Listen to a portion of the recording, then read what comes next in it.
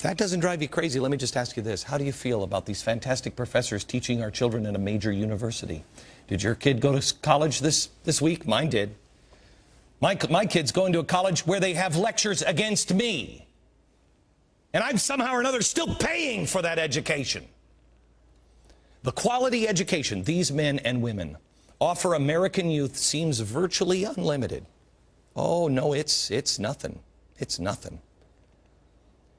We must do the job of teaching our children. Our children are being submerged in the filth of communism, submerged in the filth of lies. There's more. If you need it, it's next. America, I tell you these stories not to get you angry. I tell you to steel your determination.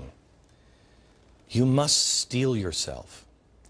You must know what is true and then rely on divine providence. Let me give you the rest of this story. The U.S. government files another immigration policy against Arizona, another lawsuit.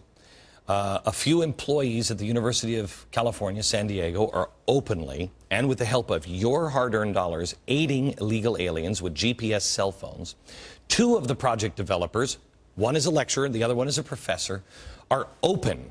They talk openly about wanting the total collapse of the United States. That alone should make you feel pretty comfortable having them in our university system, and they're not alone. But there's even more.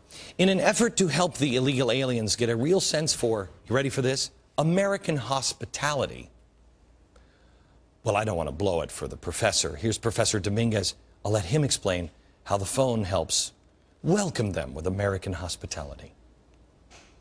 It is a tool that not only allows a sort of safety, but also creates kind of this deeply poetic centering of hospitality. In a certain sense, we think of it as almost like the Statue of Liberty that one carries along as one walks. So they've got their GPS cell phones paid for with your tax dollars coming in across the border at night illegally. And it's like the Statue of Liberty that they're holding. Yes, yes, yes.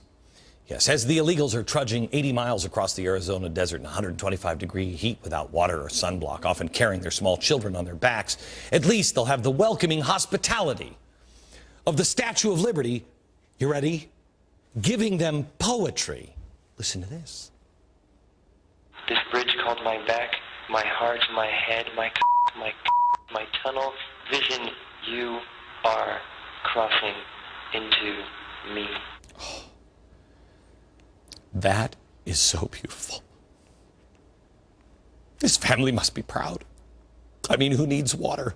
You know, when their souls will be drenched in life-refreshing dew of poetry like that. Oh, we are in good hands, aren't we?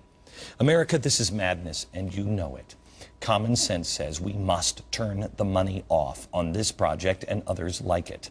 You can teach whatever you want, but not with damn tax dollars. I would also tell you that I think these people should be fired. But you can't. Tenure, you know. Let me ask you, there was a time not too long ago in this country that we used to walk through walls of fire to make sure we weren't funding Hamas or Hezbollah. I have news for you. There are a lot of universities that are just as dangerous with indoctrination of our children as these terror groups are in Iran or North Korea. With the poll numbers continuing to slide for the new health care bill, our Health and Human Services Secretary, Kathleen Sebelius, just said, and I quote, we need a re-education process on health care. Oh, well, how very Kim Jong-il of you. Or dare I say it, Mao is the in one now, isn't he? Re-education. America, while you have been working hard, while you have been busting your butt, while you have thought that we all generally agree on things, we have been setting up re-education camps. We call them universities. Back in a minute. I was in my office a couple of hours ago and I saw Shep start to talk about James J. Lee. He's a guy that, I don't even know when this started to take off today, but he went into the Discovery Channel in Silver Spring, Maryland, which is just outside of Washington, D.C. And he's a crazy man, and he took hostages, and he's dead today. He has a long history of doing these things, and he's been arrested before. He was under psychiatric evaluation for a while, but he believed in a couple of things. One, he said, money means nothing. Money is trash. He's a guy who really seemed to be a planet worshiper. The planet was his god. He said that he had an awakening when he saw Vice President Al Gore's documentary, An Inconvenient Truth. He decided he'd been doing too little to protect the environment. Today he decided to take matters into his own hands to help Mother Earth. Just last week, Al Gore gave a speech, and he got on to this, I think it was actually a conference call, and he got on and he said, I want you to know before we start, the planet is in trouble, and your government, the United States government, has utterly let you down, and so you need to get up and you need to start taking action. It would be very, very easy for me to blame this on Al Gore. Maybe this guy was influenced by Al Gore. He was obviously influenced by the movie. But that's way too easy to say. I heard Al Gore's speech. I thought that was irresponsible to say, because I'm aware that there are crazy people in the country. However, we must have honest and frank conversations, and we can't all just talk like, you know, you're 4 years old because there's a crazy person in the room.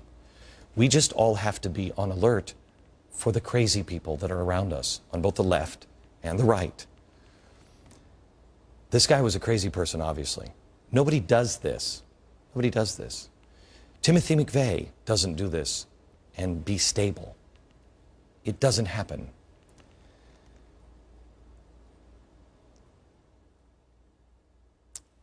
$828, I think, was a miracle.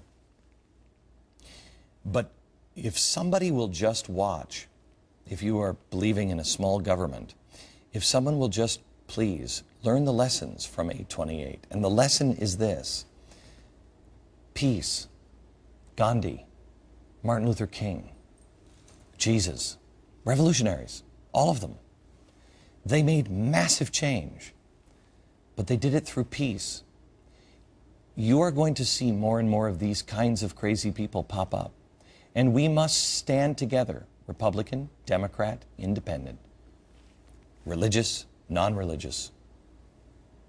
We may really dislike each other. We may hate each other, honestly. But in the end, we must stand together. If somebody is, SEIU is going to come and deliver a beatdown to you if you're at a tea party, don't you dare swing back. Don't you dare swing back. You lock arms. Yeah, the best thing I saw was there were some infiltrators at 828, and they were just saying awful things. And the people they just surrounded them with video cameras, and all they kept saying is, we'll pray for you. We'll pray for you. That's why you haven't seen that video on television, because the people at 828 handled it the right way. We'll pray for you. We will. But don't just say that. Actually mean it. Our country is in trouble. My family and I get down on my knees every day, and I do 2 to 3 times a day. I pray for not only our nation and for you, but I pray for President Obama and our Congress and protection from crazy people on both sides. Please do that.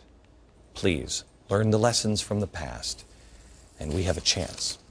Back in a minute.